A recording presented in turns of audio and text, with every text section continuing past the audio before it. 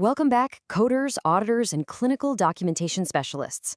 We're diving right into part 4 of our Explainer series today, and we're looking at the ultimate fork in the road for evaluation and management coding. Honestly, if you want to completely master EM level selection, it all starts right here. Let's anchor ourselves with the ultimate compliance rule. Choose whichever method accurately reflects provider work and yields the highest appropriate compliant reimbursement. Fairness in medical billing is all about capturing the true literal weight of the encounter. Higher complexity should absolutely equal a higher level and ultimately higher appropriate payment. But to actually get there, well, you need a solid strategy, and that strategy relies entirely on choosing the right track. So here's our blueprint for today's explainer. First, we'll break down the dual track framework. Second, we'll look at the rules across categories. Then we'll navigate some critical category exceptions. After that, we'll introduce the 3 MDM pillars, and finally wrap up with a summary and a teaser for what's next. Let's get to it.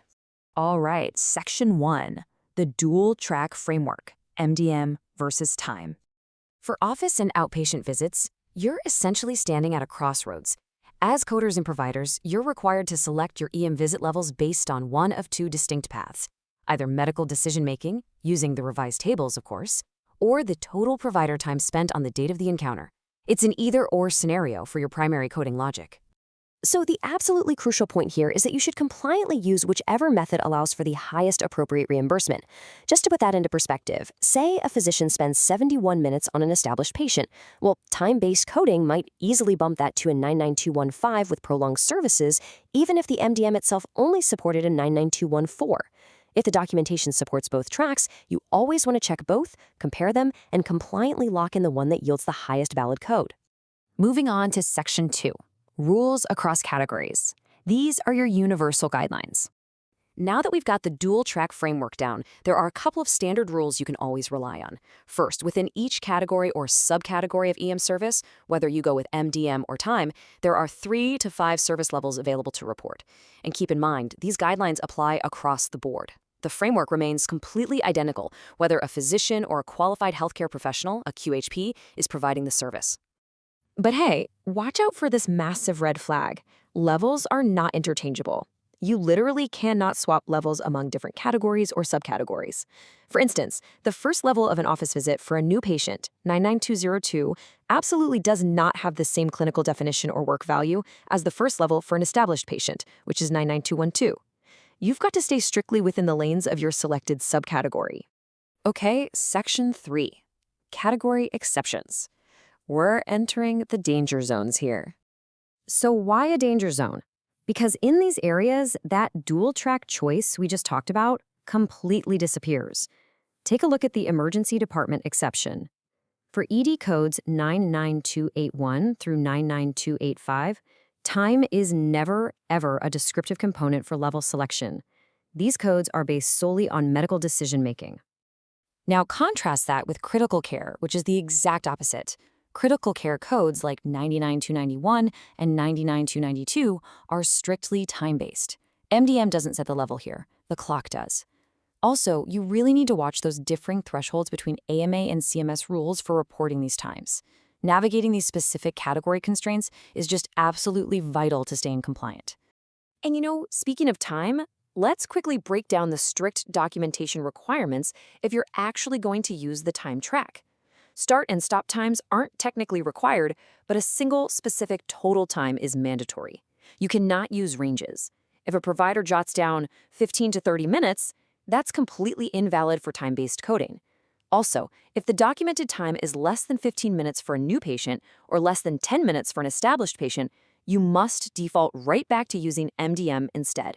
And finally, if you're billing prolonged services with code 99417, remember it requires exact 15-minute blocks. Don't even think about using 99417 for any unit of time less than 15 minutes. Let's pivot to Section 4, the 3 MDM pillars, the true foundations of medical decision-making. So if time isn't documented properly, or if it just yields a lower reimbursement, we rely on our other track. When we evaluate MDM, we're looking at 4 hierarchical types recognized by the guidelines to gauge the encounter's complexity. You've got straightforward, low, moderate, and high MDM. Establishing diagnoses, assessing a condition status, selecting management options, all of that funnels directly into determining which of these 4 levels you've actually hit.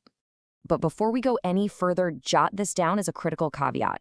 The whole concept of a level of medical decision-making does not apply to Code 99211, which is your basic established patient visit that often doesn't even require a physician, nor does it apply to 99281 in the emergency department.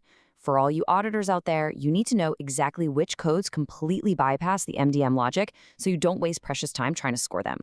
For the codes that do require MDM, how do we actually determine if it's straightforward, low, moderate, or high? Well, we use the 3 pillars of MDM. These are defined by 3 key elements. First up is Chart A, the number and complexity of problems addressed during the encounter. Second is Chart B, the amount and complexity of data to be reviewed and analyzed. And third is Chart C, the risk of complications, morbidity, or mortality of patient management. Mastering these 3 pillars, that's the key to unlocking the entire MDM track. Which brings us to Section 5, a quick summary and a look at what's ahead. Just to quickly summarize everything we've covered today, mastering the choice between MDM and time is quite literally step 1 in compliant coding. Always check your category constraints and compliantly choose the track that yields the highest valid code. And honestly, that sets us up perfectly for our next session. Coming up in Part 5, we're going to zoom in specifically on how to conquer Chart A. We'll be doing a deep dive into scoring MDM Element 1, problems addressed, with a heavy focus on low and minimal complexity. So, as you head back into your charts, I want to leave you with a quick question. When you open your very first note tomorrow, which track are you going to audit first? Are you going to hunt for that time statement or dive straight into the complexity of the medical decision-making?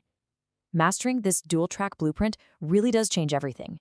Decode Healthcare with Harshal.